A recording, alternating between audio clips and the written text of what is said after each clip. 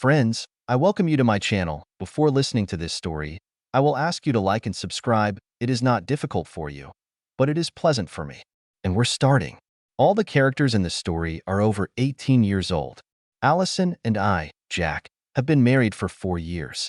We're both in our 20s, and we're enjoying married life quite a lot. We both had good jobs and had plans. I'm working hard to get promoted to vice president, and I'm giving my best. Allison's salary, working as a seamstress at a local factory, was put aside for a deposit to buy a house. In about 6 months, we will be able to buy a house, and after my promotion, we will be able to live on the same salary, and she will have the opportunity to stop working to have children. She loves children and wants to become a mother more than anything in the world. She understands that we need to be financially secure, but if I hadn't insisted on it, she wouldn't have cared. It was a Friday in early April, and I got up early to go to work. Today is an important day in the fight for promotion, as I have to present a new product that we are working on. There are 3 teams participating in the presentation, and it is clear that the presenter who wins the presentation will receive the position of vice president. We worked hard, and our performance was supposed to take place at 10 o'clock in the morning. When I came out of the bathroom, Allison had already woken up and said, "Good luck with your performance, and don't forget to come home early. I want to invite you somewhere to celebrate and discuss something." I knew that after the presentation I would be exhausted and it would be difficult to leave early, but Allison was very forgiving of early mornings, late evenings, and everything else that accompanies a lot of stress in a person's life. I owe her a lot, and I'm looking forward to a good night. The performance went well, and 2 senior members of the board of directors congratulated me, which indicated that we were very close to victory. When I arrived home around 5:30, I was in a great mood, and when I went up the stairs, I saw that my wife was dressed to the highest standard and ready to go out. When I saw her, I whistled and asked, "And where are we going?" She gave me an irresistible smile and replied, "To this new French restaurant. You've worked so hard to secure our future that I thought you deserved something special. I like burgers and fries more, but Allison wanted a special evening, and I could give her that." She clearly had a little love in her plans, and I was looking forward to it. I went into the bathroom to freshen up and change my clothes.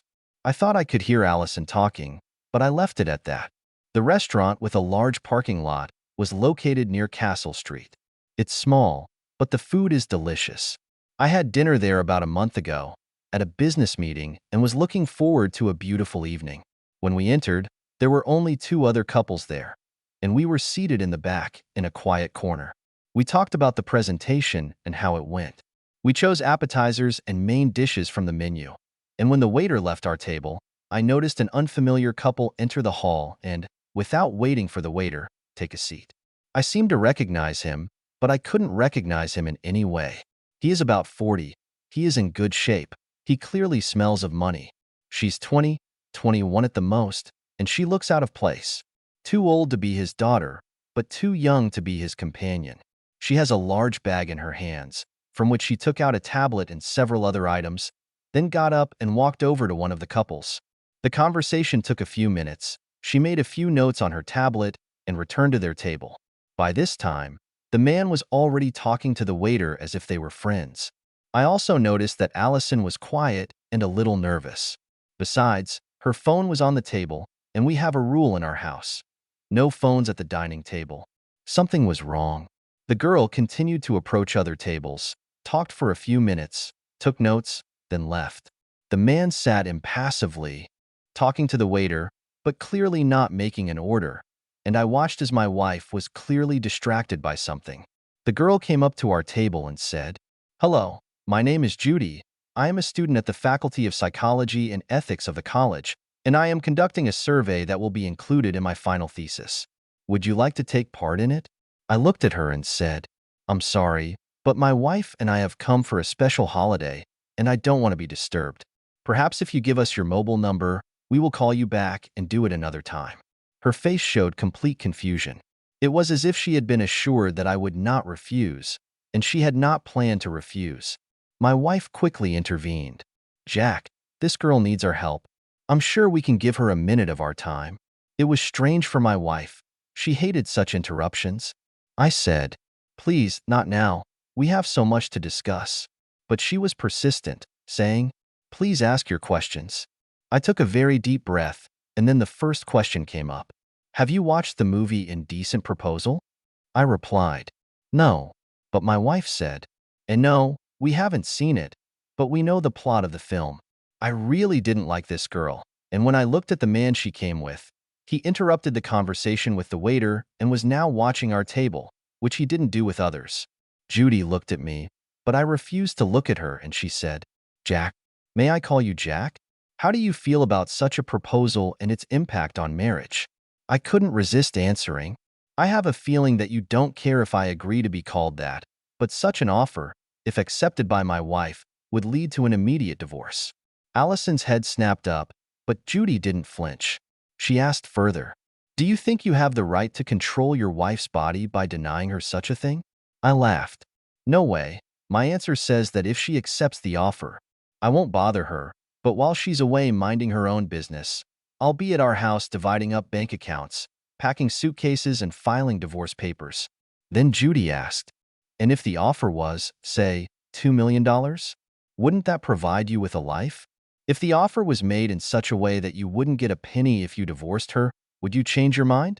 She knows me well, Judy, I said, looking her straight in the eye for the first time. I earn enough for a living. I don't need to earn money by selling my wife. And anyway, if she had agreed to this money, I would have refused it in the divorce. Dirty money does not bring happiness. So no, this offer will not change my actions. And now I need to go to the bathroom and cancel our order. You've ruined my mood, and I don't want to eat anymore. Alice, be ready to leave when I get back. I quickly got up and walked in the direction of the toilets. She stopped at the waiter's counter and said, please cancel the order for our table. The people you let in got in the way, and I don't want to eat here anymore. The waiter looked at me. But this gentleman is paying your bill for helping with the survey. I was confused, so I just turned around and went to the bathroom. I had a bad feeling, and I knew that another shoe was about to fall. Since my last visit to the restaurant, I knew that I could walk around the toilet from behind and stand so as not to attract attention to myself. I stood and watched my wife texting on her phone. The man's phone clicked. He picked it up and started typing. When he clicked send, my wife's phone rang. She took it, read it, and typed a text, after which his phone rang.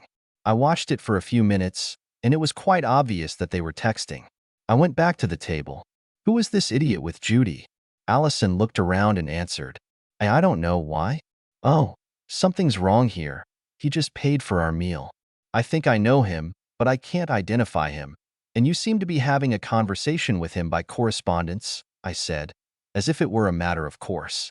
Allison, with a look that irrefutably betrayed that she had been found out, stammered. He was just trying to be polite after she interrupted our meal. I replied, I'm in a bad mood and I've lost my appetite. It's time for us to leave. Allison got worried and suggested, no, we can't be that rude. Just sit here and relax, and I'll go to the toilet. I watched her leave and noticed that she looked at the man. Then Judy came up to me and sat down, putting her hand on the table next to mine and saying, one more question. What figure do you think is reasonable? I laughed and put my hand on hers. She didn't put it away. I said, it doesn't matter if he sells his body for $20 or $2 million. So no amount will help. Having said that, I began to squeeze her hand. Her hands were thin and mine were thick, so the pressure became painful very quickly. She said, stop it immediately. I replied, not until you tell me what I want to know. By this time, I was close to breaking one of her fingers, and I stopped the pressure, but I did not let go of her hand. She said, if you don't stop, I'll scream. I just smiled. Go ahead, but I bet you won't do that, because there's something wrong here. And I doubt you'll want the trouble of calling the police when I beat the crap out of you. And now I'm so angry that it's going to happen. Tell me, who is he? She tried to pull her hand away, and I squeezed it again. This time, her finger cracked under pressure, and she began to cry. I kept pushing, and then a man ran up. I shouted, stand, or the same thing will happen to the rest of the fingers. He stopped, and then my wife came up. What's going on? I smiled. Well, Allison, that's exactly what I'm trying to figure out. Judy, if you want your hand to remain beautiful, I suggest you answer my question now. With tears in her eyes, she replied, Simon Armitage Jr. I let go of her hand. Get out of here and don't ever come near me again. I looked at this Simon Armitage Jr. and realized who he was. Simon Armitage is the owner of the factory where Allison works, and this is obviously his eldest son.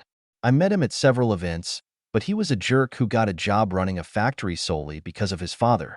He has a reputation as a playboy, and there are rumors that he woos married women because he believes that this makes him a big man. Allison came over and sat down. Simon offered us $2 million if I would spend the weekend with him. I agreed, because it will provide for us for life. We will be able to buy a new house without a mortgage, create trust funds for children for college, and start working on our child next weekend. We won't need to wait for your promotion. I stared at the table in silence. Did you agree? She replied, yes, just as Simon Armitage Jr. sat down at the table. I didn't move or look at him.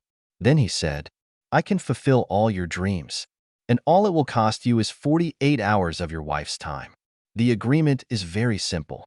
I will transfer $2 million to your shared account on Sunday evening when she calls me to confirm that you are still at home. If you leave, I'll open Allison's account, which you won't be able to touch. Choose for yourself. I was looking at Allison, but I was talking to him. You can stick your $2 million where the sun doesn't shine. If my wife wants to become a cheater, I don't need her or the money. I'm leaving. If she's in the car, we can still rebuild our marriage. But if she's not there, I'll pack up and leave long before she gets back. So, Allison, it's time to decide. Allison looked at me defiantly. Jack, I want a baby now, not in 2 more years, while you can provide the financing. It gives us an opportunity, and you're going to miss it. I laughed, which seemed to discourage her somewhat. We won't have children in the foreseeable future. This little prank has so undermined my trust in you that even if you leave with me now, we will have years of counseling. If you go with him, then I will never touch this fool of yours, even with a 6-meter disinfected barge pole. Her expression was priceless, and when she spoke, I felt saliva flying from her mouth. I hate that word. How can you humiliate my dignity so much by saying it about me?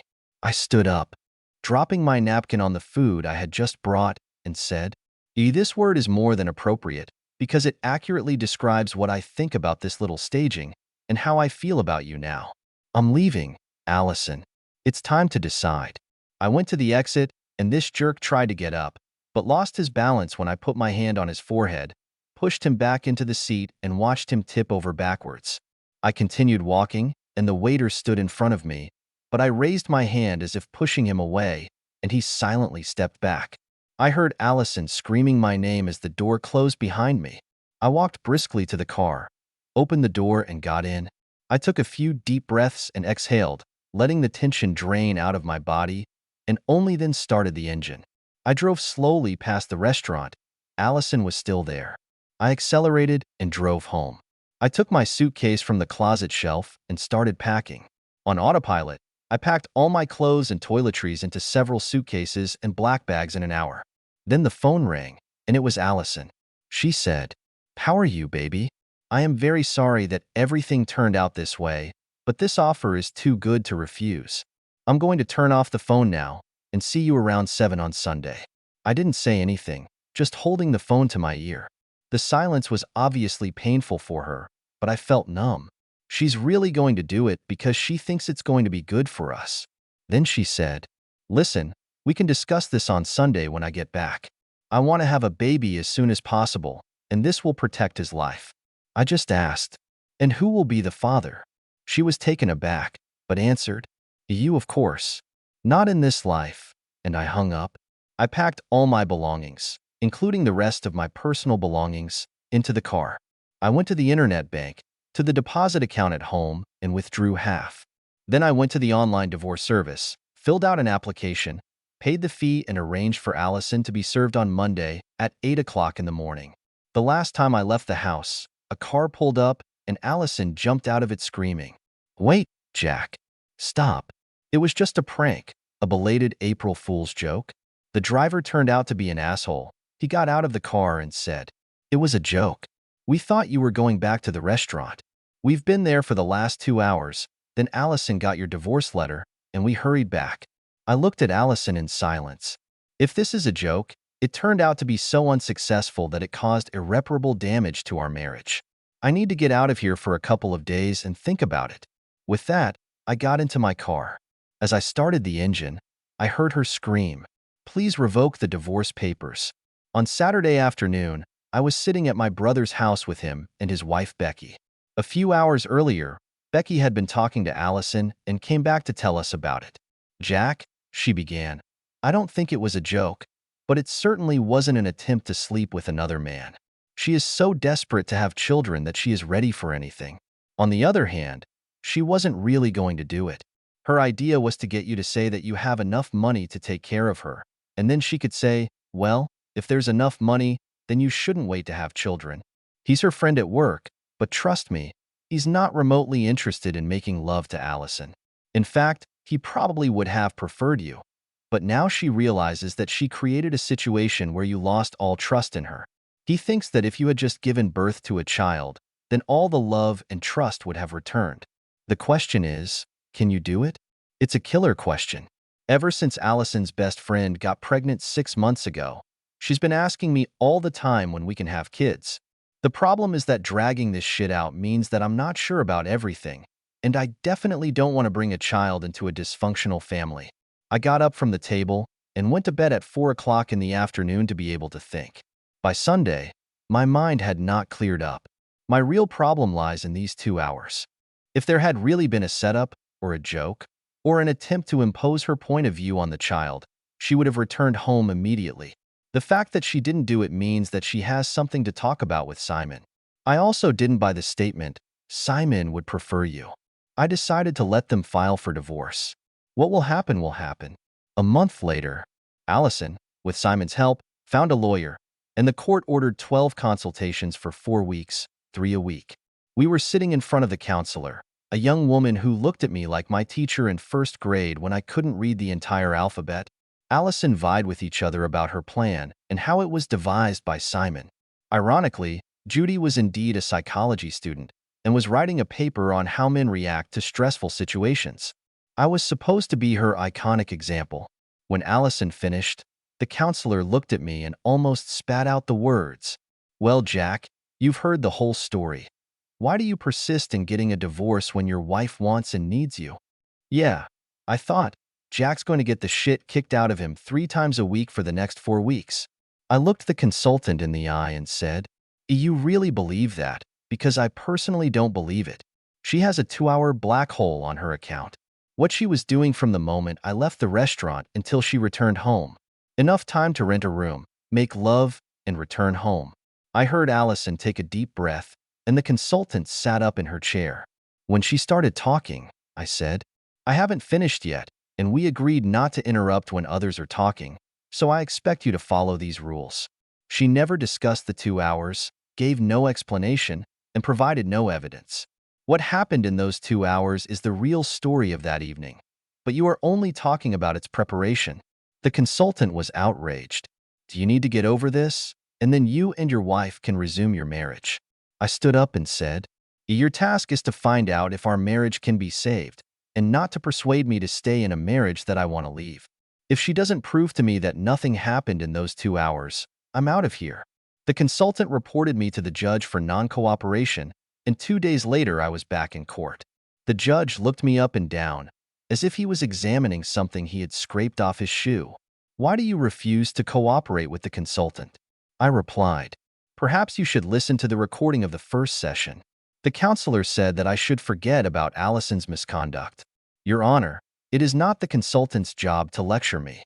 I need to know the truth about that evening, and both my wife and the counselor are trying to hide it. Cooperation is a two-way street. If they refuse to answer my questions, then I cannot fulfill their request to forgive my wife, because I do not know what she has done." The judge thought for a moment and then asked, "What do you want to know?" I answered quickly, "It's simple. There is a 2-hour black hole in her timeline, which she refuses to discuss.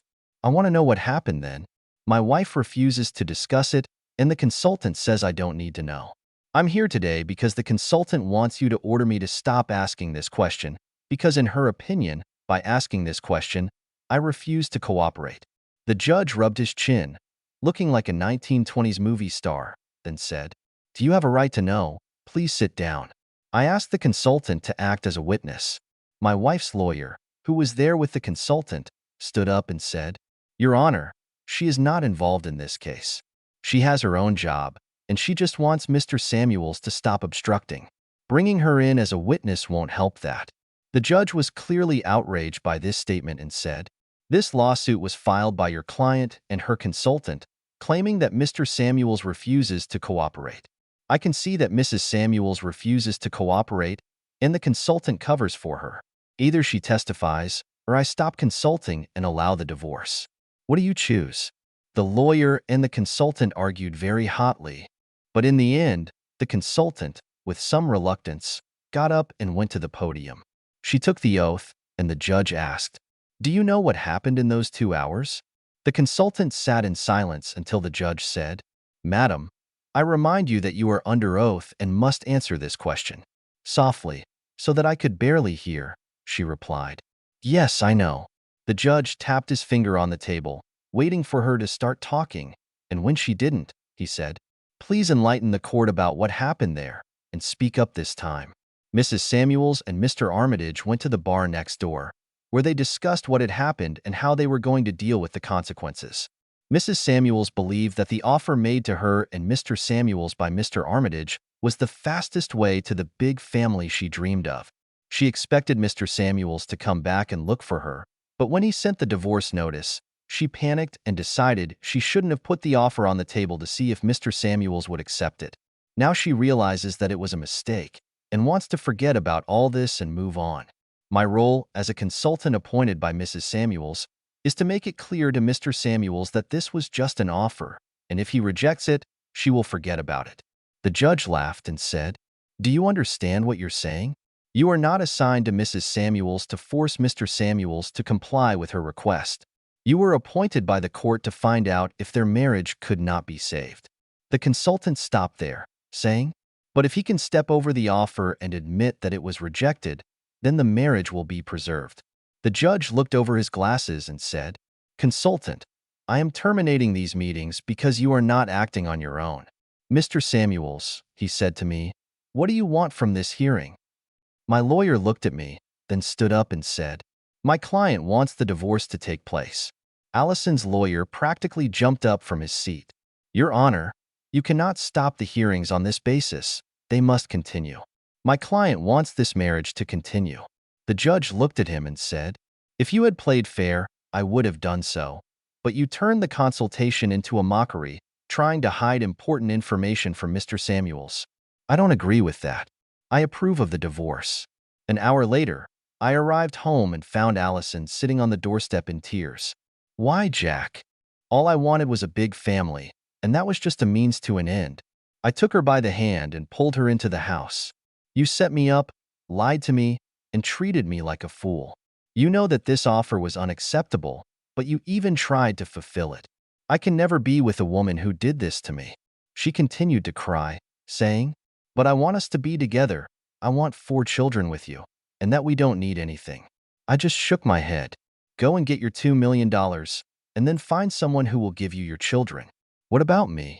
I can never be with a woman who finds that acceptable. Goodbye, Allison." I opened the door and went out into a new world. Whether it will be better, who knows?